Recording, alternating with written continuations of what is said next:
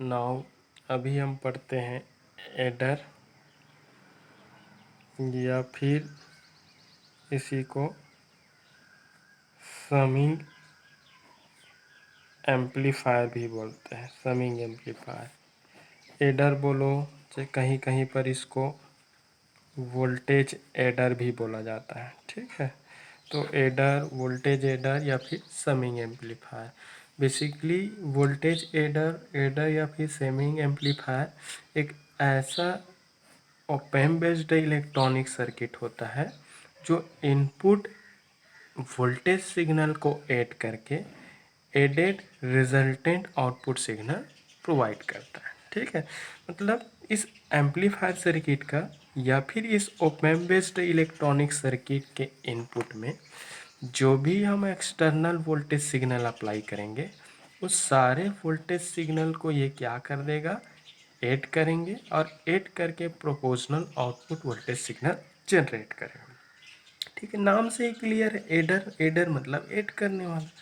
Summing amplifier, ठीक है, that means क्या हुआ कि it generates added sum output signal. ठीक है, एडेड सम। ठीक है, जो भी आप इसके इनपुट में जो भी सिग्नल्स आप अप्लाई करोगे उस अप्लाइड इनपुट वोल्टेज सिग्नल को ये क्या करेगा, ऐड करेगा और ऐड करके resultant output voltage signal generate करेंगे।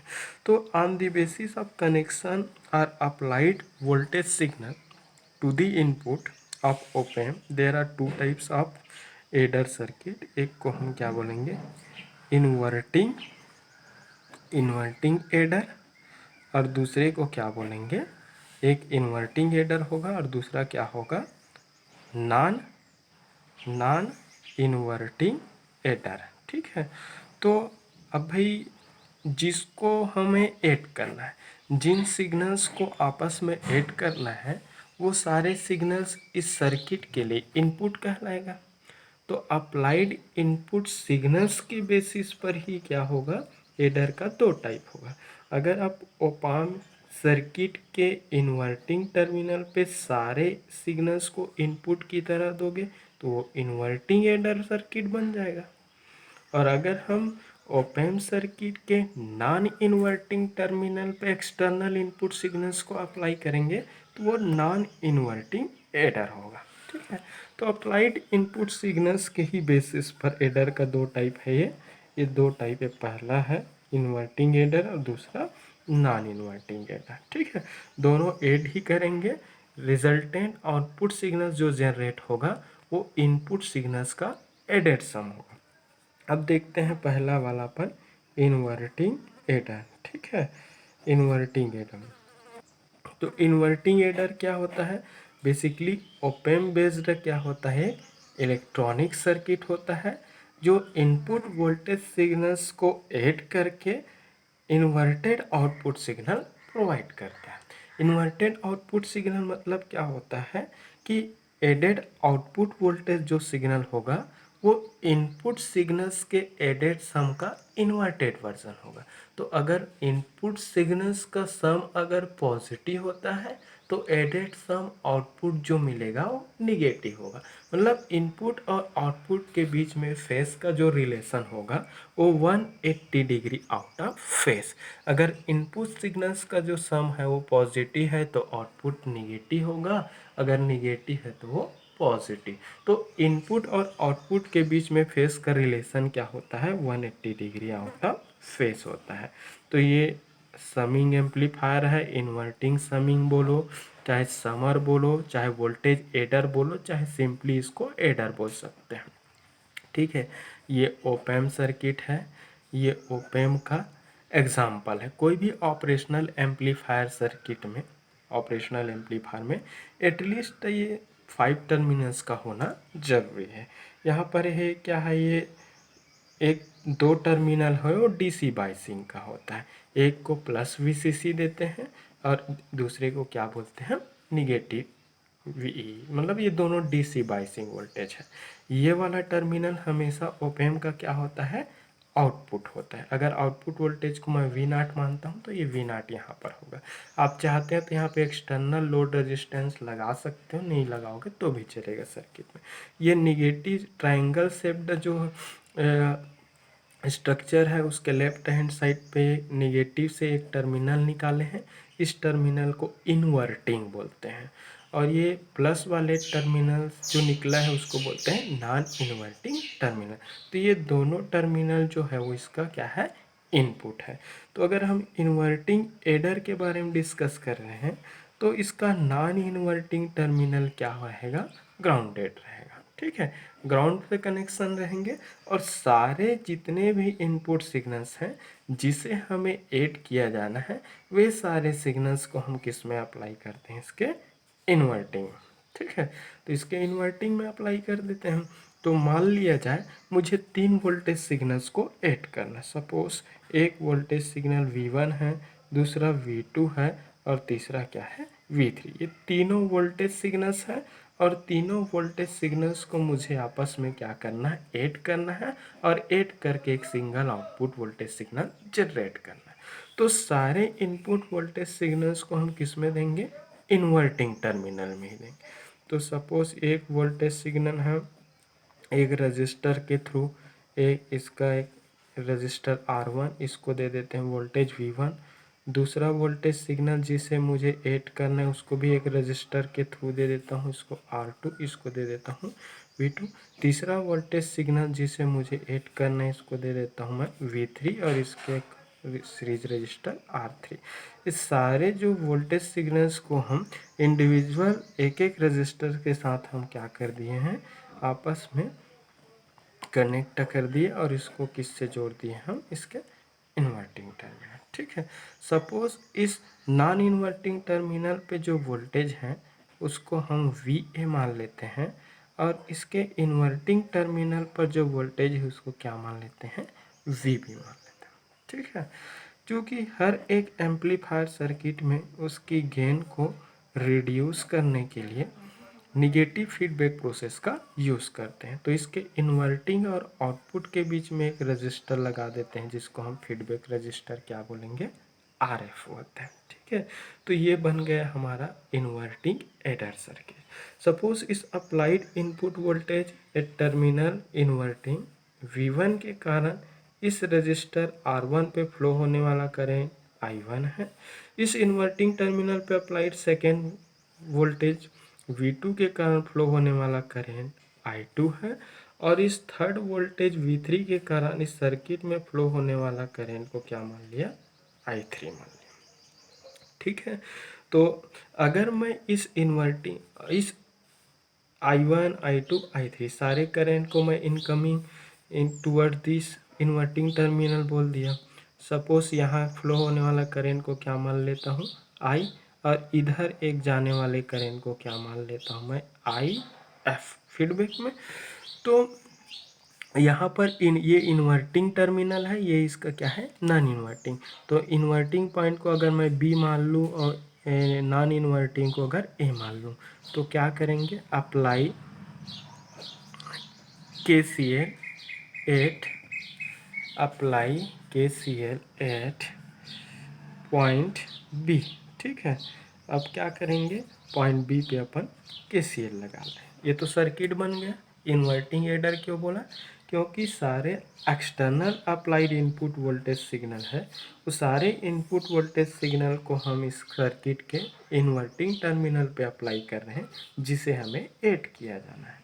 और एडेड आउटपुट वोल्टेज सिग्नल जो मिलेगा वो एडेड आउटपुट वोल्टेज सिग्नल है, वो इन तीनों के सम का इक्वल होगा बट आउट ऑफ फेस होंगे। इस कारण इस एडर सर्किट को क्या बोलते हैं, इन्वर्टिंग बोलते हैं। अब इस B पॉइंट पे अपन KCL लगाएंगे तो किरचॉफ्स करंट लॉ क्या बोलता है कि किसी भी सर्किट पे आने वाले करंट का सम हमेशा जाने वाले करंट के सम का इक्वल होता है। तो सर्किट पे आने वाले करंट्स हैं, एक I1 है, दूसरा है वो I2 है और तीसरा क्या है, I3। तो I1 plus I2 plus I3 equal to, ये सारे करंट्स आ रहा है तो आने वाले करंट का सम इक्वल टू जाने वाला क्या है, एक इन्वर्टिंग टर्मिनल पे फ्लो होने वाला करंट आई, और दूसरा फीडबैक रजिस्टर पे जो करंट है उसको क्या माना हम आई एफ। मैं दोनों करंट को जंक्शन से दूर जाते हुए मान, आप चाहते तो सभी को आते हुए भी मान सकते हैं, रूल फॉलो करना, ठीक है। अब देखो यहाँ पर करंट आई जो माना हूँ, ये आई जो करंट है वो ऑप एम्प के इन्वर्टिंग टर्मिनल में फ्लो होने वाला करंट। हम जानते हैं कि कोई भी ऑप एम्प का इनपुट इम्पीडेंस आइडियली इनफाइनाइट होता है, और जिस भी सर्किट का इम्पीडेंस इनफाइनाइट होता है उसमें फ्लो होने वाले करंट का वैल्यू क्या होगा, हमेशा जीरो। तो इस ऑप एम्प सर्किट के इन्वर्टिंग टर्मिनल पे जो फ्लो होने वाला करंट आई है वो क्या हो जाएगा, जीरो। तो फाइनली ये हो जाएगा I1 plus I2 plus I3 equal to क्या हो जाएगा, IF हो जाएगा। आई को क्या कर दिया यहाँ पर, जीरो। क्यों?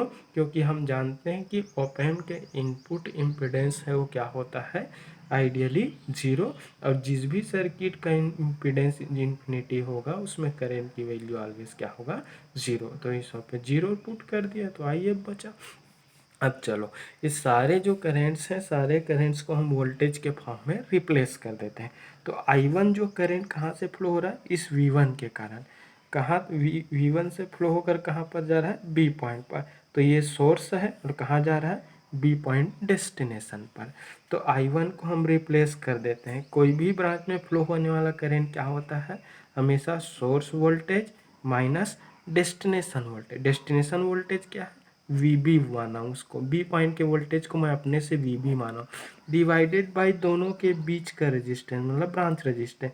ब्रांच का रेजिस्टेंस क्या है, जिसमें करंट फ्लो हो रहा है, R1 पे फ्लो होने वाला करंट, इसका नाम उसका रेजिस्टेंस R1 प्लस I2 जो करंट है वो R2 रजिस्टर पर V2 वोल्टेज के कारण फ्लो होने वाला करंट है। तो इसको हम क्या करेंगे, इस I2 के लिए सोर्स V2 होगा और डेस्टिनेशन पॉइंट ये B होगा। तो इसके लिए हो जाएगा ये V2 माइनस बी पॉइंट का वोल्टेज क्या माना हूँ मैं, VB source voltage minus destination voltage divided by resistance. Resistance क्या है यहाँ पर, R2, तो ये R2 हो गया। प्लस क्या है, I3 जो करंट है V3 के कारण फ्लो होने वाला करंट है। तो V3 जो वोल्टेज है वो सोर्स वोल्टेज होगा, माइनस डेस्टिनेशन क्या है, बी पॉइंट का वोल्टेज क्या माना हूँ मैं, VB divided by resistance R3। तो वोल्टेज डिवाइडेड बाय रेजिस्टेंस का करंट हो रहा है, देखो वोल्टेज बाय रेजिस्टेंस करंट, ये भी वोल्टेज बाय रेजिस्टेंस करंट। उसी प्रकार आई एफ कहाँ से निकल रहा है, बी पॉइंट से कहाँ जा रहा है, आउटपुट में जा रहा है। तो ये हो जाएगा, इसके लिए बी पॉइंट क्या होगा, सोर्स होगा, और ये वाला पॉइंट क्या होगा इसके लिए, डेस्टिनेशन। तो source voltage VB minus destination voltage V0 divided by बीच का रेजिस्टेंस, ये क्या है, फीडबैक रजिस्टर। फीडबैक रजिस्टर हर एम्पलीफायर में लगाते हैं ताकि उसकी लार्ज आइडियल गेन को हम कम कर सकें, ठीक है। ये इक्वेशन बन गया। अब देखो हम जानते हैं कि देखो इसके non inverting terminal, op amp के नॉन इन्वर्टिंग मतलब ये पॉजिटिव टर्मिनल की वोल्टेज को क्या माना है, VA माना। इस पॉजिटिव वोल्टेज टर्मिनल को हमने इन्वर्टिंग मोड में यूज़ करने के लिए ग्राउंडेड किया है, ठीक है। तो grounded that means A point का जो वोल्टेज है, ए पॉइंट का जो वोल्टेज है वो क्या है, VA, और VA क्या है, ग्राउंडेड होने के कारण VA के क्रॉस वोल्टेज की वैल्यू क्या है, जीरो है। अब यहाँ पर हम जानते हैं ऑप एम्प के वर्चुअल ग्राउंड कॉन्सेप्ट से कि ऑलवेज वर्चुअल ग्राउंड कॉन्सेप्ट यही बोलता है कि ऑलवेज ऑप एम्प के नॉन इन्वर्टिंग और इन्वर्टिंग टर्मिनल पे प्रोड्यूस्ड वोल्टेज की वैल्यू क्या होगा, सम क्या होगा, इक्वल होगा। तो VA मतलब non inverting voltage equal to VB inverting voltage. अब VA इक्वल टू क्या होता है, VB, ये कहाँ से है, वर्चुअल ग्राउंड कॉन्सेप्ट से है। तो VA इक्वल टू VB, तो क्या लिख सकते हैं, V इक्वल टू VA, और VA की वैल्यू ग्राउंडेड होने के कारण क्या हो गया, जीरो। तो जहाँ जहाँ पर ऊपर वाले इक्वेशन नंबर 1 है वहाँ पर VB है, सारे जगह पे क्या कर दो, ज़ीरो कर दो। तो पुटिंग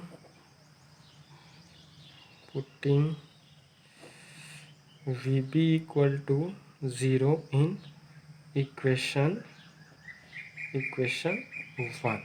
वन नंबर के इक्वेशन पे वी बी का वैल्यू 0 रखो, तो V1 minus 0 divided by R1 plus V2 minus 0 divided by R2 plus V3 minus 0 divided by R3 equal to हो जाएगा माइनस V0 डिवाइड, मतलब 0 माइनस V0 डिवाइडेड बाई क्या हो जाएगा RF। तो वर्चुअल ग्राउंड कॉन्सेप्ट से हमेशा इन्वर्टिंग और उसके नॉन इन्वर्टिंग टर्मिनल का वोल्टेज क्या होता है, हमेशा सेम होता है।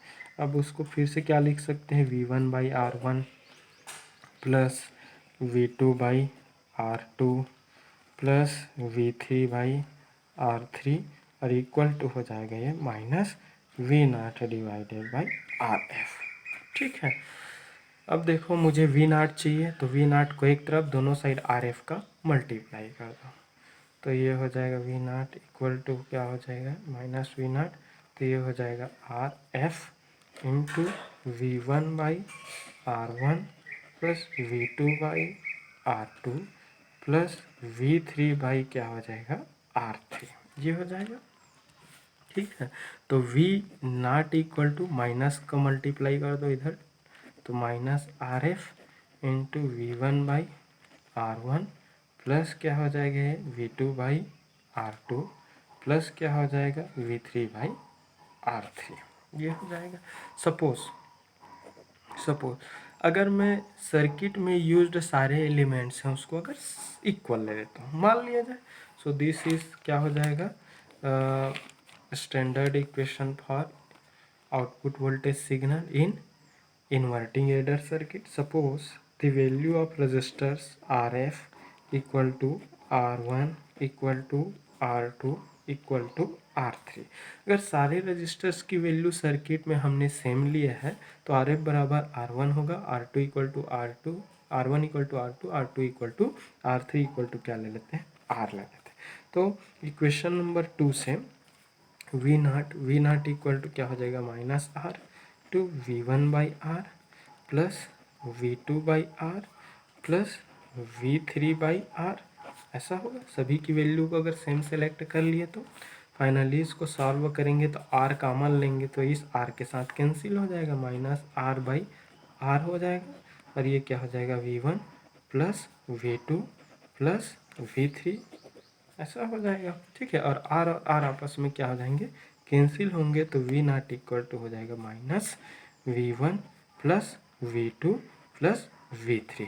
सो this is equation for output voltage in case of inverting adder, where this minus sign represents the out of 180 degree phase relationship between this output voltage signal and all this input voltage। ठीक है, तो output जो voltage है इस equation से input voltage के सम का equal है बट आउट ऑफ फेज, मतलब ऐसा सर्किट जो 180 degree out of phase pro करता है वो इन्वर्टिंग होता है। अब ये एडर है तो ऑल इनपुट ऐसे सिग्नल्स को ऐड करता है और एडेड आउटपुट सिग्नल प्रोवाइड करता है। जनरेटेड एडेड आउटपुट ऐसी सिग्नल जो होता है वो इनपुट सिग्नल्स के रिस्पेक्ट में क्या होता है इन्वर्टेड होता है 180 डिग्री आउट ऑफ फेज। ठीक है, तो एग्जाम में आएंगे तो यहाँ तक लेंगे। सो this is desired mathematical expression for inverting adder. Thank you. पढ़िए, एक बार नहीं बार बार देखिए, कहीं पर डाउट है तो फिर आप पूछ सकते हैं।